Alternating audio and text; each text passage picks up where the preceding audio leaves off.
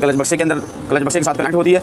तो इसकी वजह से प्ले आ जाने की वजह से ये बाइक के एक तो ठक ठक की जो आवाज़ पैदा होती है इंजन के अंदर वो हो, और उसके अलावा दोनों जो गाड़ियाँ ये चल रही होती हैं तो ज़्यादा देर चलने के वजह से इस गाड़ी के ऊपर जो है खास किस्म का नेमल होता है, क्रोम होता है या एक पॉलिश होती है जो घिस जाती है, जिसकी वजह से इसमें रोने की आवाज़ पैदा होती है, यानी कूं कूं की आवाज़ आती है जब बाइक चलती है। तो इसको आपने क्या करना है कि ये सबसे पहले तो ये क्या कर लें कि इसके अंदर प्ले ना हो, गाड़ी के अंदर ये साइड की प्ले होगी, इस तरह की साइड की प्ले होगी तो उससे ठक ठक की आवाज़ पैदा होती है। और साइड की आगे पीछे की प्ले ना हो तो ये आप ये जो उभरे हुए हिस्से हैं इन हिस्सों पे इस तरह कोई चीज़ देख लगा के हल्की हल्की चोट लगाएंगे तो ये बिल्कुल जो है प्ले खत्म हो जाती है। ये मैं आपको करके चेक करवा देता हूँ। तो इसको कैसे ठीक करना है, इस तरह किसी लोहे की बराबर चीज़ पे रख लें और यहाँ पे हल्की हल्की चोट लगाएं इस पर। तो हल्का हल्का इसे यहाँ से थोड़ा प्रेस कर देंगे। इसके नीचे जो क्लच बक्से की रबर होते हैं वो रबर पे दबाव आएगा और साइड प्ले जो है इसकी ख़त्म हो जाएगी। यहाँ चोट लगाने के बाद ये सीधे उभर जाते हैं, थोड़े से इनको भी साथ लगा दें। ये देखें, तो अभी यहाँ पे हमारी ये जो बक्से की गाड़ी के अंदर प्ले थी वो बिल्कुल ख़त्म हो गई है, तकरीबन ना होने के बराबर हल्की सी प्ले है। तो यानी इससे आवाज़ आपकी बेहतर हो जाएगी। तो ये करने के बाद आपने ये गाड़ी अपनी जगह पे फिट कर दें, ये बुश लगा दें, ये बुश चेक कर लें चल के ये कट जाता है इस साइड से जहाँ पे ये बुश वाली जगह होती है। तो अगर कटा नहीं है तो ये बुश इस तरह लगा दें। अब बारी आती है इन दो गाड़ियों की जो रोने की आवाज़ पैदा होती है, कूं कूं की आवाज़ पैदा होती है। तो उसमें दो तरीके होते हैं। एक तो ये होता है कि ये इसकी साइड चेंज करवा दी जाए ख़राब से, जिस तरह इस गाड़ी की साइड चेंज हुई है। तो अगर इसमें प्ले ना हो ये आप उसमें लगा के चेक कर लें इस तरह की। देखिए इसमें बिल्कुल भी प्ले नहीं है। तो अगर हम दूसरी साइड लगा के चेक करते हैं तो इसमें प्ले है, यानी इससे आवाज़ पैदा होती है। तो अब इसका क्या करना है कि ये साइड चेंज करने से प्ले तो खत्म हो जाएगी, ये आवाज़ तो इसकी खत्म हो सकती है, और जो इसकी कूं कूं की आवाज़ है वो भी काफ़ी हद तक बेहतर हो जाएगी, लेकिन बिल्कुल साफ़ नहीं होती। तो आप क्या कर लें कि इस गाड़ी को जो है चेंज कर दें, बल्कि बुश को भी साथ में चेंज कर दें। ये दोनों चीज़ें चेंज कर देंगे तो आपकी बाइक की साउंड जो है वो स्मूथ हो जाती है इंजन की। तो इसके लिए हमने ये गाड़ी हमारे पास है, ये हमने क्राउन की गाड़ी ली है। ये देखें यहाँ पर ये क्राउन की गाड़ी हमने ली है, तो ये बिल्कुल सस्ती आपको मिल जाती है। ये देखें बड़ी अच्छी बनी हुई होती है, बाकायदा इस पर CRLF की स्टैम्प भी लगी होती है।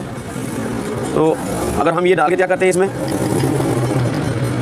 तो प्ले बिल्कुल हल्की सी प्ले है, तो इतनी प्ले होनी ठीक है। और इसका जो ये बुश है, ये वाला बुश जो है ये इसमें डाल के चेक कर लेंगे। तो ये बुश हल्का सा ऊंचा होना चाहिए, इससे हल्का सा ऊंचा होगा तो हमारी क्लच जो है हमारी क्लच की वर्किंग वो बिल्कुल ठीक रहेगी। तो मेरे ख्याल से ये काफ़ी पुराना हो गया है, ये बुश घिस चुका है, तो इसे भी हमें तब्दील कर देना चाहिए। देखें एक इसमें ये है कि ये ना तो क्रैंक में फंसे और ना ही गाड़ी के अंदर, अगर किसी एक चीज़ में फंसेगा तो क्लच सही काम नहीं करेगा। तो ये बुश भी हमें चेंज कर देना है। ये बुश भी हमारे पास हमने क्राउन का लिया है। ये देखें, तो ये बुश जो है इसमें नया डाल के चेक कर लें, बिल्कुल क्लियर होना चाहिए और क्रैंक में भी बिल्कुल क्लियर होना चाहिए। तो इस तरीके से हम ये फिटिंग कर देंगे इसकी। तो यहाँ पे इस छोटे से काम करने की वजह से आपकी बाइक की साउंड जो है वो बिल्कुल बेहतरीन हो सकती है। इसमें आपको बिल्कुल कम खर्चे में जो है अच्छी जो है परफॉर्मेंस देखने को मिलेगी। तो इस तरह इसको लगाने के बाद हमने इसकी फिटिंग करनी है। ये क्लच बक्से का लॉक लगा लें। तो अभी हमने क्लच बक्से की फिटिंग करनी है। गाड़ी इस साइड पे डालना चाहते हैं तो यहाँ पे आप डाल लें और बड़े आराम से जो है इसकी आप फिटिंग कर लेंगे। हल्की सी क्रैंक को हिला लें। ये देखें, तो यहाँ हमारी क्लच बक्से की फिटिंग जो है वो हो चुकी है, बिल्कुल स्मूथ हमारा क्लच बक्सा चल रहा है। तो अभी क्या है कि इसमें हमने ये इसका लॉक और वाशर लगानी है। यहाँ पे एक चीज़ खास ख्याल रखना है आपने कि इस लॉक को लगाते हुए ये इसके जो अंदर वाले लॉक हैं ये क्रैंक के साथ ये जो ड्राइव प्लेट होती है उसमें ये चले जाते हैं, यानी इसको अच्छी तरह घुमा के आपने फिट कर लेना है जहाँ पे ये अपनी जगह पे सही बैठ जाए इस तरह। अभी अगर नहीं बैठा तो आप इसमें हल्की चोट लगा लें, हल्की चोट लगाने से ये बैठ जाएगा अपनी जगह पे।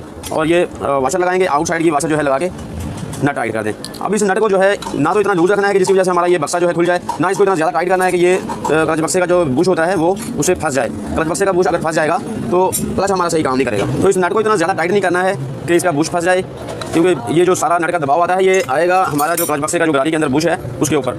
तो इसको ज़्यादा टाइट भी नहीं करना बहुत, और बहुत लूज भी नहीं रखना कि ये लूज होने की वजह से आवाज़ पैदा करेगी, क्योंकि ये ड्राइव प्लेट जो है लूज हो जाती है इसके अंदर। तो ये हॉर्डर हमने लगा लेना है, हॉर्डर लगा के इसको टाइट करना है। फिर इसको फ्री कैसे चेक करना है वो मैं आपको बताता हूँ। इतना टाइट कर लें कि ये जो लाग है इसके इनमें से सिर्फ एक लाग इसके कट के सामने आता है। सभी लाग हैं लेकिन एक कट सामने आएगा, और जो सामने आ जाए तो उसको वहाँ पे छोड़ दें और इसे खोल के फिर मैं आपको बताता हूँ इसमें आपने फ्री प्ले इसकी कैसे चेक करनी है कि ये हमारा क्लच सही काम करेगा या नहीं करेगा।